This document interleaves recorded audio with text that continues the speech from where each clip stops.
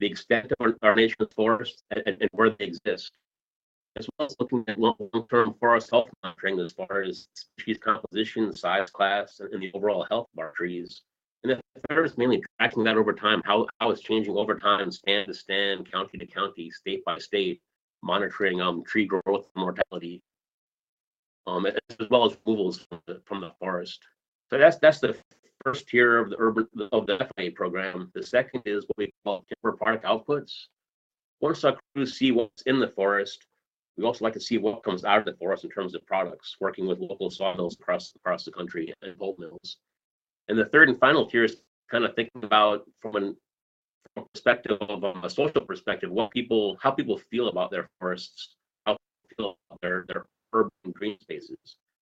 These are the main three tiers of the FIA program, and we'll move the same features into the Urban FIA program moving forward. Historically, the traditional FIA programs focus mainly on our definition of forest land. So our population in the traditional FIA program was based on forest land being 1 acre of ground, at least 120 feet wide, at least a 10% canopy covered, not developed for a non-forest land use. So we would invest dollars in sending our crews out to measure these areas. This was our population of interest. If it didn't fit this definition, we wouldn't invest money sending field crews out to the ground to measure that location. But in doing so, we did miss quite a few trees, a lot of biomass, because we weren't picking up those areas out in the plain states, let's say, or even country here in Minnesota, they weren't an acre in size or weren't 120 feet. Even some areas that did have a 10% canopy cover, but were developed for non-forest land use, such as the city here in this diagram. So when I kind of put that in perspective, traditionally, I could tell that 34% of Minnesota was forested, that Minnesota had 12 billion trees on FIA-defined forest land throughout the state, and that even that aspen was the most numerous forest type.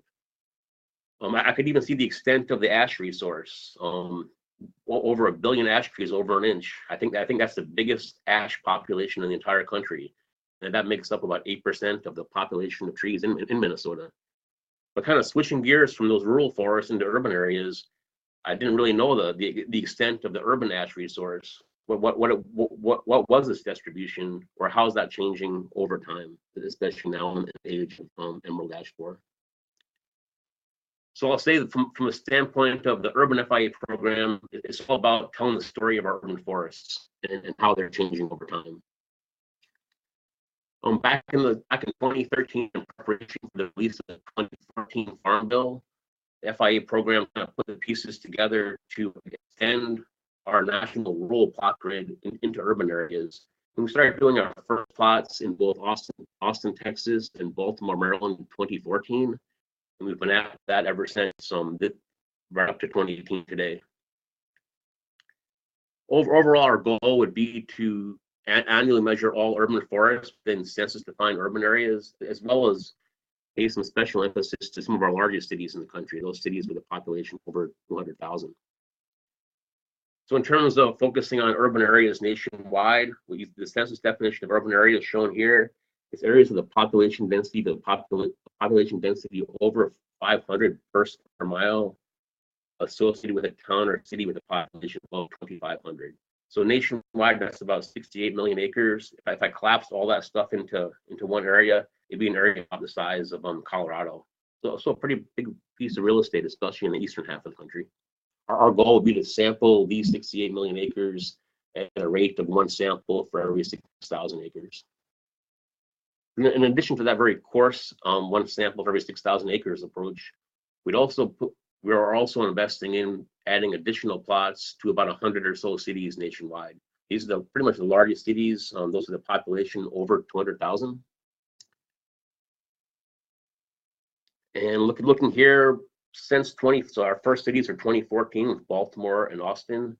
Now, as of the 2018 field season, we're up to 35 cities in 25 states and 12 statewide inventories. When I say 12 statewide inventories, it means we're picking up the focus city in that particular state, as well as all the urban areas outside that city in an individual state. So looking at this map, the 25 states that we have not gotten to yet, Those are the states in the lightest color gray. The next level gray, those are the states with at least one active city in it. So we've got boots on the ground in all those states. And then the darkest gray here, those are the states where we do have our statewide inventories going also. So overall, Urban FIA is focused on a long-term monitoring system that works on both urban and rural ecosystems, on both public and private ground. And most important is annualized data collection. So here in Minnesota, our normal data collection rate is finish a measurement cycle every 7 years. The state of Minnesota kicked in cash to drop that measurement cycle down to a 5-year period. Meaning here in Minnesota, we'll measure 20% of our samples each year for 5 years to get that base urban data set. And then in year 6, we'll start remeasuring that base data set. So by year 10, we'll have 2 comparable data sets to track long-term change over time. And in year 11, it's just that rolling average moving forward. So we've always got updated data. So really quick to point out that it's not a snapshot in time, it's a continuous inventory. And throughout, our goal is to treat a tree as a tree, whether it's growing in the forest, downtown, or even out in a bean field someplace. Collect the same set of variables on all trees, regardless of what land use they're growing in. That'll give us the opportunity to compare that data, compare those trees across the entire urban to rural gradient over time. So although the FIA program's been added for about 80 years, even we've been known as the nation's forest census. But even after all those 80 years, we haven't had much experience in urban areas. We've teamed up with our counterparts. Dave Nowak's work unit out of Syracuse, New York. He's developed this iTree software. And for the past 25 years or so, they've been quantifying and monetizing the benefits that trees provide us with. So once we've kind of combined all their expertise with our expertise, I guess I'd even move beyond the nation's forest census. They even call us the nation's urban forest census. You know, as we look further down the road, moving beyond urban areas, maybe even into agricultural areas, I think we're taking these small steps towards the nation's tree census, measuring all the trees nationwide, regardless of what land use they're growing in. So as I say, the iTree software, it takes tree measurements like leaf area index and the condition of a crown. It quantifies the benefits that trees give us, be it pollution removal, rainfall avoidance, rain runoff avoidance. It quantifies them, but it also monetizes them. I mean, when I say monetize, I mean literally monetizes them in terms of this beech tree out in Salem, Oregon. They take into effect stormwater avoidance, health benefits as far as air quality, and even property value. They actually monetize the benefits of trees. I think we all understand the benefits of trees, but it takes us to a whole separate level, a whole different level, once we can not only quantify these, but monetize these. Looking at in terms of monetizing them, looking at the most recent Chicago area report, I'm going to show $137 million worth of pollution removal, $44 million worth of reduced energy costs in terms of heating and cooling based on the forests in the Chicago area. So it's a pretty powerful numbers. I mean, it's one thing to say, oh, nice, pretty tree, but when you start to quantify and monetize the benefits of the trees, it's really powerful information talking to our policy leaders throughout the country. So what do our plots look like? Each of our samples is a 6 acre, so about a 48-foot radius. Within that 40-foot radius, we'll measure all trees 5 inches or greater. And then we've chose to subsample saplings, trees less than 5 inches, as well as seedlings. And we do that on 4 6.8 foot fixed radius samples, offset 12 feet at each of the cardinal directions. For each of our plots, we'll also separate each of our 6 acre plots into different conditions. So when I say conditions, I'm kind of thinking areas of like characteristics. And in most cases, in an urban area, land use is probably the biggest driving force in separating a subplot into separate conditions. And in this case, the center of our subplot, the star on the image, falls in a right-of-way. Then the west side would fall in a golf course, and the northeast side would fall in a single-family residential unit. So each of our plots is broken out by land use in this case, and then all trees and all vegetation and surface cover measurements within each of these conditions is tagged with the condition that they are growing in. from a traditional standpoint, from a traditional forestry standpoint, all the same variables we collect in the forest, be it crown ratio, crown class, rough cull, rotten cull, a wide assortment of damages, and even tree grade, all the stuff we collect in a traditional forested plot, we'll also collect in an urban plot. And in addition, to get a lot of those ecosystem services data where we can predict energy savings and such, we'll also take additional crowns measurements. That's above and beyond what we would collect in a normal rural plot in our forested systems. So when I talk about Farm Bill said expand our plot grid, so 2014, the Farm Bill said expand our traditional plot grid from rural areas into urban areas. So in this case, I'd like to take a look at the state of New Jersey. Every dot in the plot is part of our hex random sampling system. We've got about almost 800 plots statewide in New Jersey.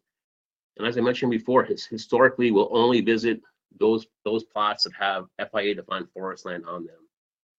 So New Jersey being a pretty developed state, we only visit about half the plots in New Jersey. The other half have not had forest land on them, so we don't invest in sending field crews. We will take some measurements remotely off aerial images. We won't invest in sending field crews to these 400 or so plots statewide. But now, once we leave that forest land definition, the Farm Bill's going to move into urban areas. I'll lay down an urban overlay. So the areas shown in blue on this slide, these are the areas that meet our census-defined urban area definition. Those areas with a population density above 500 per square mile, associated with a town or city with a population above 2,500. In these areas, it doesn't matter whether there's trees present or forest land present, these now become FIA plots, urban FIA plots. So in doing so, I now visit another half of those plots I did not visit initially, which leaves me with about maybe 20% of the total plots in New Jersey that I still don't visit, meaning they don't meet the definition of FIA forest land, or they don't meet our urban definition. Most of these plots are probably in agricultural areas. And, with our mantra of no tree left behind, I assume that at some point in the distant future, we will account for this biomass and this carbon also. Because at this point, it's just too cost prohibitive to get to them now. So moving back to Minnesota, I'll look at urban areas throughout Minnesota. So the Twin Cities metro area, the Minneapolis metro area, has about 120 base plots. And then looking at the top 5 cities throughout the state, or the next 4 cities throughout the state, Duluth, Minnesota has about 12 plots. Even though Duluth, Minnesota's got a smaller population than Rochester, the overall urban areas throughout Duluth are larger than in Rochester. So I've got about 12 plots in Duluth. So from a standpoint of sampling, Dave Nowak's group out of Syracuse, the experts in urban monitoring, they said they need about 200 plots in order to say something about a given area.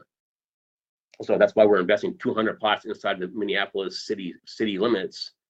But outside of that, we don't have as many plots statewide. So the state of Minnesota kicked in additional dollars to double the plots statewide. If we look at the Minneapolis project, by doubling the plots, I'll have 255 plots in the Minneapolis metro that are outside the city limits, plus the 200 plots inside the city limits. Then I look statewide, so excluding the Minneapolis metro area in a 2x sample. So the state double the size of the sample. I've got about 146 statewide. Still not 200, but when I compare those statewide numbers with, let's say, statewide numbers from North Dakota, South Dakota, and Wisconsin, I can take a big picture of those more rural settings throughout a Midwestern state. So combined, adding up all the Minnesota plots, I've got about 400 or so outside the city limit, as well as about 600 total when I count the plots inside the city limit. It's a snapshot of what the Minneapolis metro would look like, as that's 200 plots inside the city limits, and then about 255 outside the city limits in those blue areas on this image.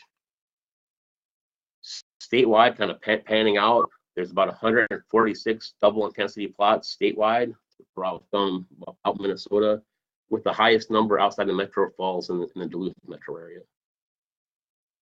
Wisconsin took a similar approach. They didn't buy the inventory down from a 7-year to a 5-year, but they based plots in both Milwaukee and Madison. But where Minnesota did a 2x sample statewide in their urban areas, Wisconsin chose to do a 5-fold increase statewide. So they're doing about just over 1,000 plots across the across the state of Wisconsin, outside both Madison and Milwaukee. So pretty big long-term investment. And they're looking at that data over 7 years as opposed to the 5-year period in Minnesota. Even how the data is being used, Wisconsin did a pilot study back in early 2000s and measured that in 2012. And they came up with about 5 million ash trees statewide, thinking about using the software and estimated value of about $1.5 billion. And even a large amount of money associated with those ash trees cost 2 to 3 times that to move them now that they're dead. Loss of canopy, loss of benefits, loss of air cleaning quality, loss of property value for that matter. So a pretty big deal across the entire state of Wisconsin. That same year, around 2012, they lost all the funding to their urban forestry grant program. They took all the wealth of information they got from our pilot inventories, went down to Madison, and came away. Started with $0, came away with $500,000 being restored to the urban grant program using that urban data that they collected the year before. Even from a budgetary standpoint, they started out before testifying down in Madison. The urban forestry portion of the DNR budget was 3%. After testimony, it went up to 4%. Only a 1% increase, but man, if you're already at 3%, that big jump to 4% is a really big deal. So it was all a matter of telling the story of Wisconsin's urban forest to help make that happen. A really big deal in terms of getting work done on the ground. So I said most of my conversation will be about monitoring, which we just wrapped up. But also from a social aspect, we have what's called the National Woodlands Ownership Program. And in that, we'll send a questionnaire to all the people that own our urban plots. So private individuals that own our urban plots, and they don't need to be trees present, just even green space and any kind of trees, grass, something green based on aerial images. They'll get a questionnaire just asking how they feel about these urban areas. And so far, we have some pilot information back in both Wisconsin and Austin, Texas. I haven't seen any final results yet. They're still pushing the numbers currently. But they're comfortable enough questionnaire now that have moved to production status in Baltimore. So as we speak now, questionnaires are being sent out to plot owners in Baltimore. And right now, Brett Butler, who runs this part of the program, is evaluating what cities we might go into in both 2019 and 2020. So the third tier of FIA, we talked about timber product outputs, what's coming out of the urban forests. And we've really struggled with this and where traditional sawmills and pulp mills fit into products coming out of a city. And every city is so different. The markets are different. The users are different. Even the regulations are different. We've really struggled with this over the past 2 years. And we're contracting with the Baltimore Urban Field Station out of, so still part of the Northern Research Station Forest Service. They're based in Baltimore. We've been working with them to find us a path forward. They've got a couple different ideas they're trying to flesh out. And I'm hoping that sometime by the end of 2019, we should have a path forward for urban TPO. So all the power of a story, just what's happening in our urban forest. I want to end with that, and just kind of focusing on some of the things we found in Austin. That from a risk assessment, Asian longhorn beetles on the radar. Almost 20% of the total population of trees in Austin would be susceptible to that. And thinking about that's over 6 billion trees. And thinking about the dollar value of those trees, compensatory value of almost $2 billion. So really big information that to talk to other urban foresters, talk to city government about planning for. That no one knows when such a pest will arrive, but eventually, unfortunately, probably it will at some point in time. Based on all the inventory work done in Austin in year one, due to the iTree software, we figured that the total cost of the city's trees, that's both public and private, inside the city limits, were estimated at about $16 billion. And about 60% of those trees are less than 5 inches in diameter. I guess that was kind of surprising to me. As well as 90% of the trees in Austin were native to Texas. I guess that's something else that really stood out to me in the data. In terms of once again telling that story and the tragedy of Emerald ash borer, I can drive from Indianapolis all through Michigan up to the Mackinac Bridge and not see a single ash tree alive anymore. Utter devastation, but also a great opportunity to talk to the landowners, to talk to communities, to talk to the city government about the benefits of trees and how we can replace these trees and how we can build a more resilient forest moving forward. So great opportunities. As we share these stories, it's really easy for you and I to talk forester to forester, arborist to arborist about what's going on out in the forest. But we always struggle with explaining that same information to these people, the people that control our budgets, control our ability to get our jobs done on a daily basis.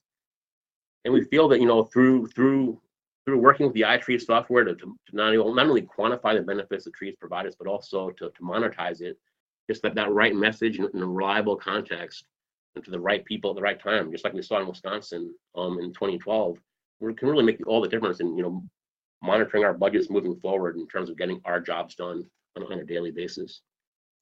So that's what I like to leave with, just the power of a story. That's all FIA is the story of both our rural forests and our urban forests. So thank you very much for your time this morning, and I'll take any questions you may have. Great. Well, thank you for those slides, Mark. Again, just for people that are tuning in online, I really encourage you to post any questions in the chat area. I guess we did hear, I heard from mine a little bit of audio crack up, so we do apologize for that, but for the most part, everything came through fine. So again, if you have questions for Mark, please feel free to type them in and we can relay them. I'm not seeing any questions now. So I think maybe we'll transition now to Chris Edgar. Chris is a research assistant professor here at the University of Minnesota Department of Forest Resources, and also works with the Urban FIA program very much. And so Chris will be talking more about, I think, a lot of the applications that have come from the Urban FIA program. And so Chris, I see you've got your slides open now. Folks should be seeing those. So Chris, I'll leave it to you to take it away. Okay, thank you, Matt. I'm going to talk about Urban FIA data and delivery, taking what Mark has laid the foundation for what we're doing, and I want to try to convey what it is we're doing to turn all that data into information. So as Mark concluded his presentation with a little bit of Austin, which was the first city completed under Urban FIA, one of the primary outlets conveying the results of that work is a report. So in this case, a physical paper, but physical report, but also one that's available in various digital formats. So a very traditional way in which the Forest Service and other agencies convey information, lots of interesting things in there with context and background and methodology. So a very important benchmark in terms of the completion of a project. So report is a very important benchmark, but one that we're looking beyond in terms of trying to provide data and information in new ways that might be more usable to people. And that's where I want to spend a little bit of time talking about. And a second way in which we're providing this information from Urban FIA is through online tools. This is actually where we've been putting a lot of our effort and focus, and I want to talk about a couple of the online tools, and in particular one.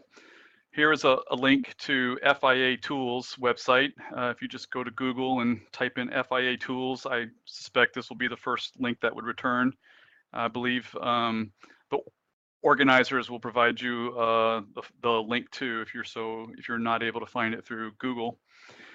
Two things I want to draw your attention to. One is called the Data Mart, and then the other is called the Engagement Portfolio. And we'll take a look at both those. This site is much broader and really is something for all of FIA data. So if you are working with FIA data, even outside of Urban, I would encourage you to take a look at this site for what tools are available. The Data Mart, I'm not going to spend a lot of time on the Data Mart because it has really has the most limited use, but yet is very important. It serves a very important role. This is where people who contact me and say, oh, I'd like to get all the raw data. Well, here's where all the raw data is. Unfortunately, it's a very steep learning curve for using it, So the users for this are not very extensive. It's not a large user community, but yet it is very important. It's almost foundational for a lot of the tools that we are seeking to develop and that we are developing. So I don't want to spend a lot of time on this, but just do want to draw your attention to the fact that I think one of the real positive parts of the Urban FIA is the transparency and the data availability. And all that is really foundationally on this idea of a data mart where all the raw data is now made available to any user can go and download it. Okay, so I'm going to transition now and spend the rest of the time talking about our main product tool that has been developed. And it's part of a broader effort of the U.S. Forest Service to, borrowing Mark's phrase from the previous presentation, to tell a story, and building online tools that are, rather than just here's everything that we know, really focus much more about a particular question or a story that an analyst or someone wants to tell. And My City's Trees is the particular engagement portfolio product that applies for urban forest inventory and analysis. So engagement portfolio, I believe there may be a link for that too. If not, you can find it on that FIA tools website is another way to go to it. So here is the My City's Trees. So what is My City's Trees?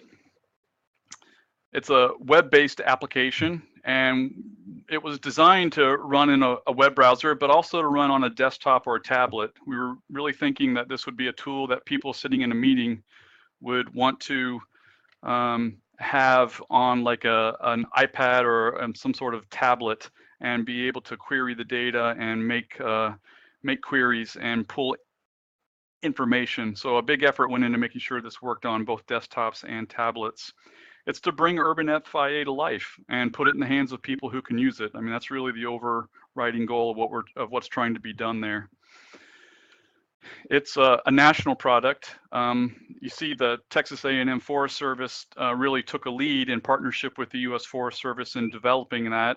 Austin and Houston were the two first cities, and Texas A&M really took the lead on it with support from the U.S. Forest Service. But it is a national product. It's where we envision putting all of the Urban FIA data as it becomes available in the next few years. This will be the main repository digital product for Urban FIA data. And as previously stated, it's a partnership between Texas A&M Forest Service and the U.S. Forest Service. Here is a view of My City's Trees. Again, the link will be provided to you in the information that's sent out via WebEx. And as you scroll down, you just get detailed information about what the product is, who developed it.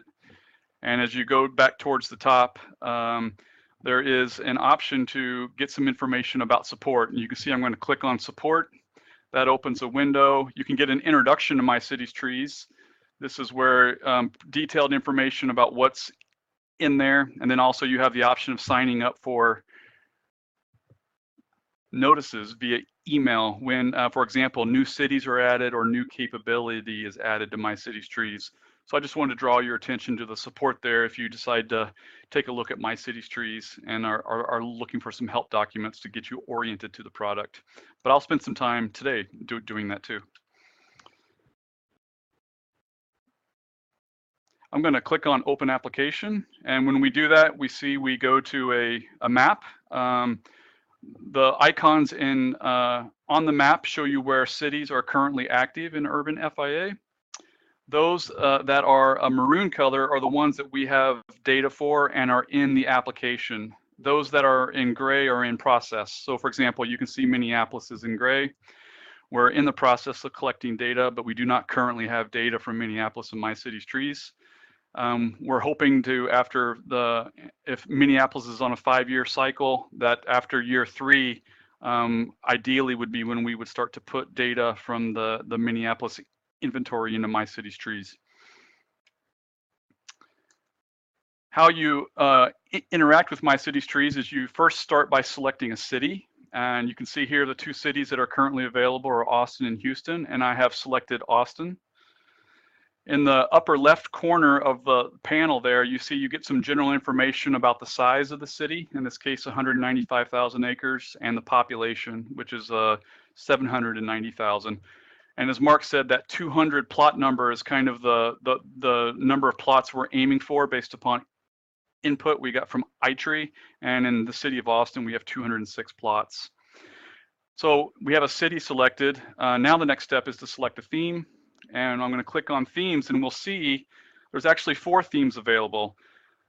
One of those being watershed, and I want to spend a little bit of time talking about watershed. If you click on the information icon next to select a theme, you get a description, and you see that the watershed comes from the city of Austin. So here is where My City's Trees is getting that local relevance. We're collecting uniform data across the country, but in My City's Trees, we're doing some added value kinds of work where we are looking at what's going on specific to the city and how might we incorporate that into My City's Trees. In the southwestern U.S., the southern U.S., water is very important, and a lot of interest in Texas cities about their water resources, and in this case, watersheds.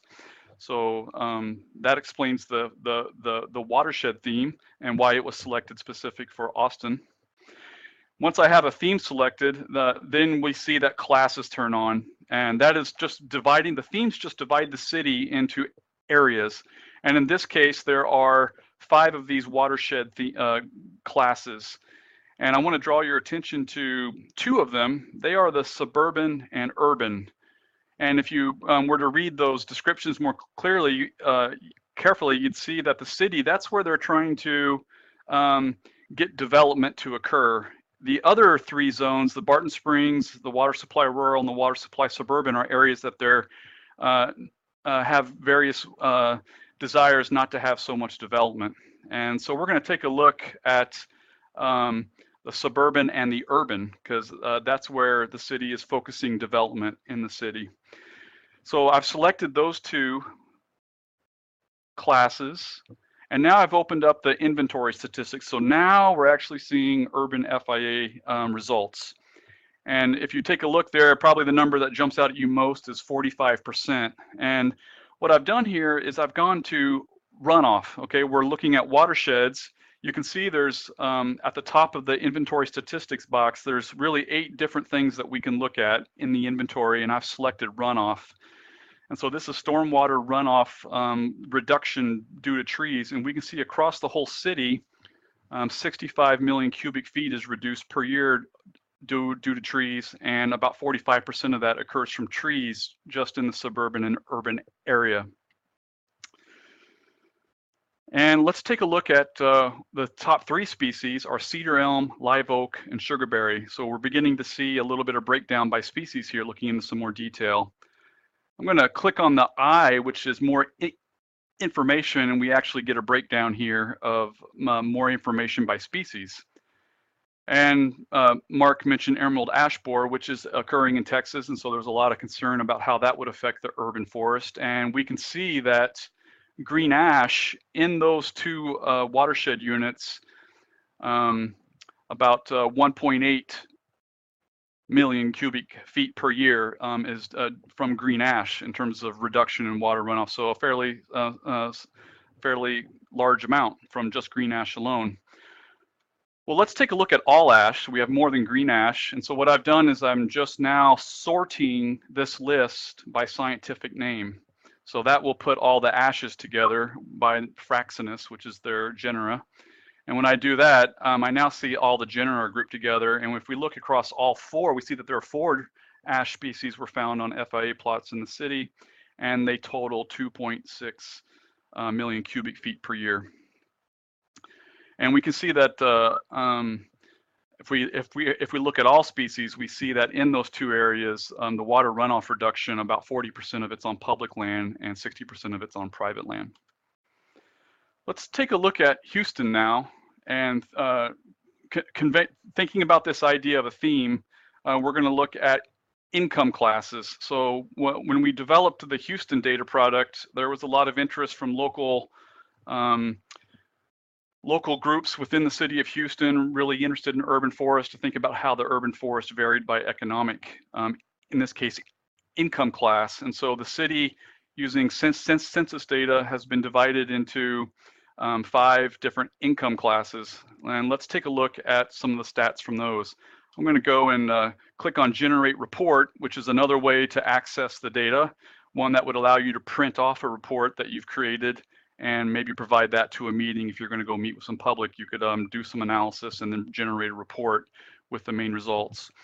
And we can see here amongst the 5 classes that they're actually fairly evenly distributed by acres. And people-wise, actually, there's quite a bit more people in the lowest income class, about 564,000 versus particularly compared to the highest income class. Let's scroll down a little bit more, and there's count data. We can see that in terms of number of trees, it's fairly evenly balanced between the 5 income classes, except for the 53,000 to 80,000 category. There's a bit less trees there in that area. It's interesting if you look at trees per person, though, even though the areas and the numbers of trees are about the same between the lowest income category and the highest income category, they are about equal, but because there's numerous more people in the lowest income, that the trees per person's less. You can see that there's 12.8 trees per person in the lowest income areas of lowest income versus 25 trees in areas of highest income, 25 trees per person, that is. So again, this tool really allows for exploration of data and finding interesting results, and all this is really off this idea of a theme in terms of incorporating the theme.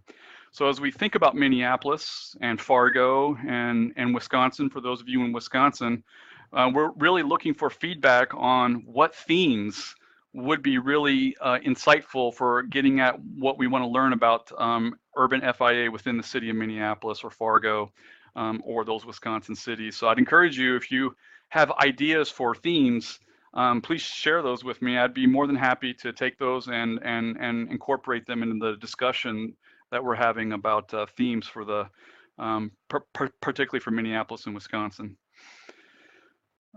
This shows the carbon storage now. So now we're looking at carbon storage, and this is interesting. Even though the number of trees were about equal amongst the lowest class, lowest income class and the highest income class, we see that there's actually quite a bit more carbon in those trees in the lowest income class. So that tells us right there that the trees that are occurring in the lowest income categories, areas of lowest income, are probably larger trees on average than the trees that are in the areas of highest income. So if we can turn off the highest income categories and just focus in on the lowest income categories, so now we're just zeroing in on those 2 lowest income brackets, we see actually that the most populous tree is Chinese tallow tree, which is an invasive species. And of all the trees in those income categories, 75% are on private lands and 25% on public. So I think that right there is maybe something that urban foresters, urban forest managers might want to take a look at, this idea that the most common tree in these areas of low income is an invasive tree, this Chinese tallow. So maybe that would be an area where we might want to focus in any resources we have to mitigate invasive species. It really seems to be dominating, or the most common tree in the 2 lowest income category areas of the city. If we take a look at the highest income categories and go back and take a look at the distribution of trees, we actually see that Chinese tallow is the 3rd most common. So it's not the most common. Yopon is. So again, just examples of exploring some more of the detail. So this is the primary tool that we intend to use, and is one that will be very much looking forward to developing for Minneapolis and Wisconsin and Fargo. And any feedback that you may have would be really good to hear. So I would encourage you to send me an email, or if you have thoughts now, to go ahead and include that. It'd be really interesting to see if there are any thoughts about what themes might work really well for the city of Minneapolis. I want to thank Rebecca Zender of Texas A&M Forest Service for providing the My City's Trees portion of the presentation. And this work is, I'm with the University of Minnesota, but the work that I do is supported by the U.S. Forest Service Forest Inventory and Analysis. So I'd like to acknowledge that, and I'd also like to acknowledge Texas A&M Forest Service, who's really taken the lead on the digital products of Urban FIA. And with that, I will go ahead and conclude my presentation.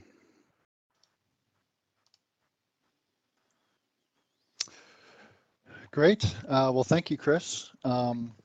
So a reminder for folks that have questions for either Chris or Mark, feel free to type them in the bottom right in that chat area, including those themes. It'd be great to hear. I think Chris and Mark interested in hearing what, whether it's income or population, what kind of themes might be appropriate for Minnesota. Chris, I guess I had a question. You mentioned Minneapolis might be coming online with My Cities Trees in 3 years. So would that put us at about 2020, or is that about an appropriate time frame? I think that's, so we started, Mark Majewsky, you can correct me if I'm wrong, but I believe we started measurements in Minneapolis in 2017 on a 5-year cycle. So probably after the 3-year mark, again, depending upon budgets and everything, would be kind of the first opportunity. So I think that would probably put us into 2021 would be more realistic in terms of getting the data processed and analyzed and loaded. And then I guess as a follow-up to that, how might other cities sign on and hop on board? And as an example, what would it take for Duluth to kind of go all in?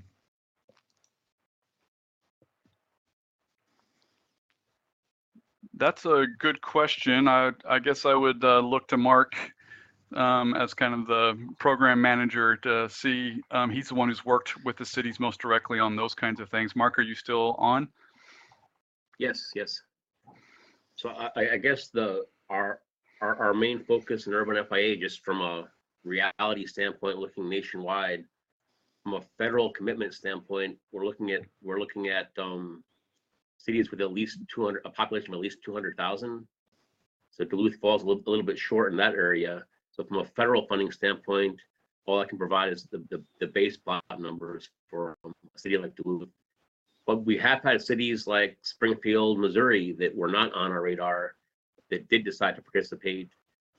It's just a matter of working on our deal with them from a cost standpoint. I think our plots cost somewhere between $450 and $750 a piece. It's just a matter of a city to have that kind of budget, that kind of commitment to not only put all those plots in the first time, but that commitment to monitor these plots long-term over time.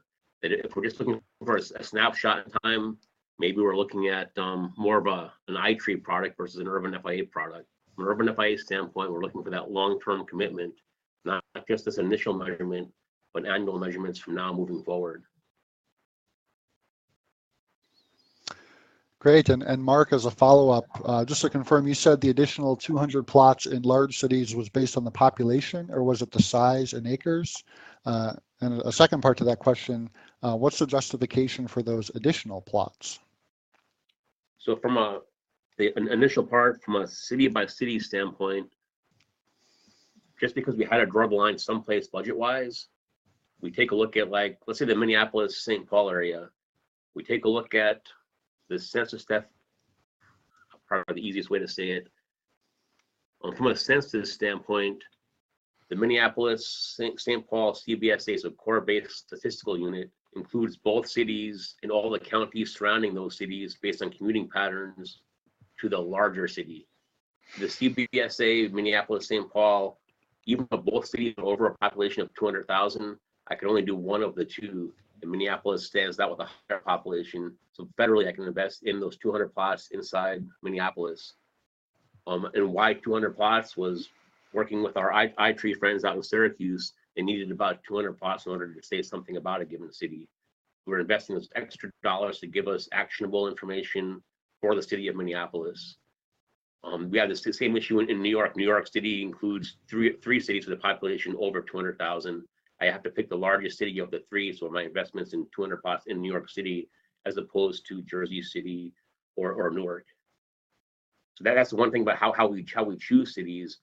But in terms of other cities jumping on board, I think the easiest example, I guess, is the city of Springfield, Missouri. The state forester came up with funding to, number one, get those 200 plots in Springfield, tally those over 3 years, and then to continually fund that into the indefinite future. They'll have a long-term monitoring program inside Springfield, even though they weren't on our initial list of cities to target. All the state funds. Great, thanks, Mark. And then another question kind of for boots on the ground. How, again, are FIA plots laid out and measured in the urban area? And the second part, how do you sample on people's front yards? So, out in terms of sample design or physically laid out? I think maybe in terms of how they're physically laid out. So you show the image of you know, a golf course versus a driveway versus a front lawn. But I think the question maybe is asking, well, what kind of permission might you need from that homeowner or golf course to actually do the sampling? All of our plots need, according to the Farm Bill, we need the owner's permission to access the property. So probably one of the largest costs is us knocking on doors, sending letters, jumping through all those hoops to gain access to property. Back in the pilot studies in Wisconsin, we found that crews spent more time knocking on doors, sending letters, making phone calls than they did actually wrapping a diameter tape around a tree.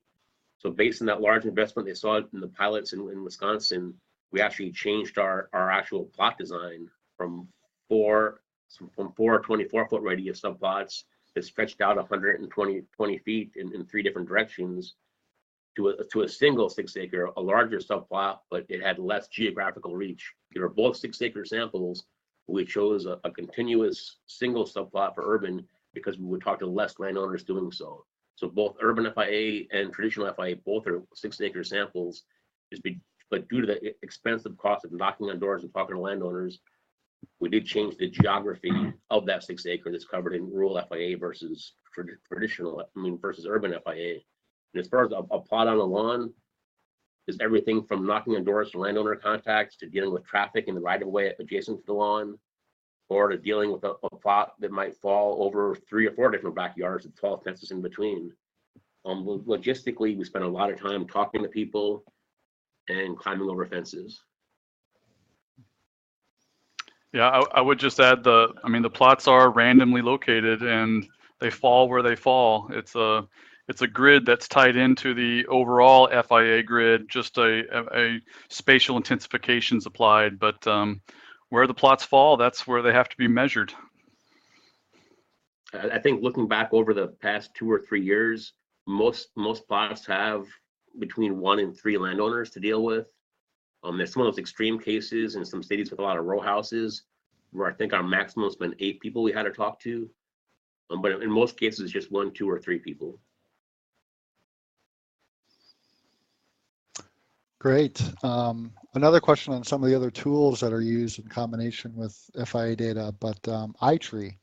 The question is, iTree has been mentioned a couple times. Could you repeat what it is and how it is used to collect data, and maybe how it differs from FIA data in general? So from iTree, a lot of the field measurements in iTree are very similar to FIA. In fact, the Urban FIA program took all the data variables that iTree would normally collect and all the data variables that traditional FIA would collect, combined them together so that we could be able to speak to all of our traditional users in rural FIA as well as our traditional users in iTree's world. So from a data standpoint, what we're collecting on the ground, they're very similar. Crown conditions, tree growth, diameters, tree damages, all that's very similar. Probably the biggest difference between the 2 programs is sample layout and long-term monitoring. Most of the iTree samples are a single visit. Let's say Syracuse, New York, I think they've done a recent iTree survey where they'll do 200 plots throughout the city. Those plots might not be a simple random sample like we use. They might focus on parkland versus commercial land versus private land. The sample design is a little bit different, but normally if it's just one snapshot in time, they go in there in this year, and then maybe at some point in the future, they may or may not come back. For the whole purpose of Urban FIA is that continuous, the video versus a snapshot, that continuously updating data over time. In Minnesota, 20% of the samples on an annual basis. Year 6, we start over and measure those all over again, 20%, 20%, 20%. But at year 11, we've got that that moving average going forward. That's probably the biggest difference between iTree and FIA is that long-term monitoring commitment. Yeah, I would just add that, I mean, these are two established traditions on how to do forest inventory, iTree and FIA, that is. And from my perspective, you know, where iTree is really strong, that's getting into the detail of what the urban forest benefits are. For example, that stormwater runoff reduction. And that's iTree is the only type of thing that can do that. And so it's bringing in that science and the detail that it has on quantifying the benefits of the urban forest. And what we're getting from FIA is this idea of continual measurement over time, this kind of monitoring over time, which has been done a little bit with iTree, but is not really integrated. And so FIA is bringing that. So that then opens up change components. And by that, I mean how much harvesting is occurring, how much carbon sequestration is going on. And then also I'd say what FIA has also brought, what we've pulled from the FIA tradition, is this idea of all ownerships. Many cities have done an iTree report, but for example, Austin was going to do its own iTree report. And they were able to collect the data on public lands very easy because they have access to them, but they were really struggling with, all right, how do we collect data on private lands? Well, that's exactly the type of experience FIA has because we are an all ownership survey. And so from the FIA side, we really brought in that expertise of how to interact with landowners, how to contact them, how to obtain the permissions, how to identify them can be a real challenge on just a randomly located plot. Who is the owner? A lot of work goes in just to identifying who the owner is. If I take a look at a city like San Diego, when we first talked to them about 2 years ago, we wrapped up the first cycle last year. But the city forester was still committed to continuing to do canopy surveys throughout the city, as well as their traditional street trees throughout the city. So still, those two inventories were still going to go on a citywide basis. But they looked for Urban FIA to come along and just kind of create that long-term monitoring system to give feel the pulse of how the city's forests were changing over time. They weren't going to abandon their current street tree inventories or their canopy surveys. They were just looking for a third party to come in and monitor change over time moving forward. Great, thanks. We got another question about, Chris, you had mentioned what kind of themes might be of interest in Minneapolis. And a comment about the Minneapolis 2040 comprehensive planning process that's currently underway. One theme of interest might be forest inventory data classified by population density. And so the question is, what level of granularity within the metro area would be possible? That is, you know, is a zip code too small or too large, or what's kind of maybe the smallest unit that you might be able to have enough data to summarize by? I think ideally we would maybe have, like you saw there on Austin, there's actually finer levels of watersheds. I just wasn't comfortable going down any further than, let's say, 4 or 5 classes. I mean, I think you generally want maybe 40 to 50 plots in a class to feel like you've got some data support there. So I don't have in my mind what a zip code, how many zip codes I guess would cover parts of the city of Minneapolis proper. But if any theme that you're thinking about, if it breaks down into 4, maybe 5 classes, that would be kind of ideal. Great. Another question about LiDAR. Is there a role for LiDAR or other remote sensing tools to replace the on-the-ground work? And then a second part of that, would that reduce the need for permission that's required or seen as a way of violating privacy? And maybe these are maybe not questions for the foresters, but maybe some others with the remote sensing and that. So one potential use, I guess I would not say that it can replace going out in the field and collecting data, but it definitely is an ancillary data set that can at a minimum, help us on the estimation. So this is way more technical detail than we need to get into, but we do use remote sensing products when it comes time to, okay, how am I going to take all this plot data and how am I going to turn that into an estimate? We use remote sensing data, and I could definitely see LiDAR playing a role there. And in terms of how it could replace some measurements, I think that's still an area of active research, and one that I'd really be really curious to hear what the current potential is for LiDAR, and what it can do. There's definitely a lot of promise, and it seems like there's a lot of really neat things that could be done. And so I can see us eventually moving in that direction. But replacing plots, actually putting boots on the ground, I don't foresee that in the immediate future.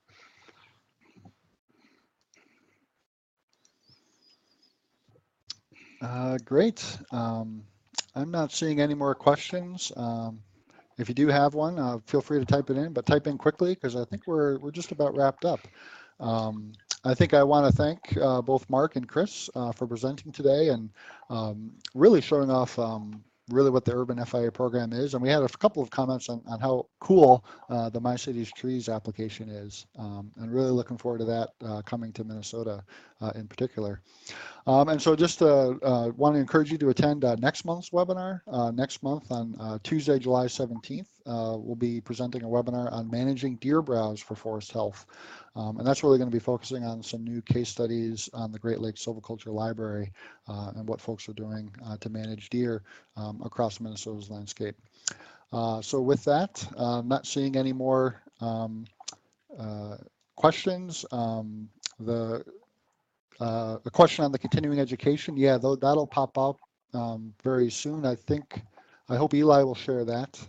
Eli, if you can type in that continuing education credit sheet, we'll be sure to get that to you as well. So with that, thanks again. We'll sign off and really appreciate you joining us.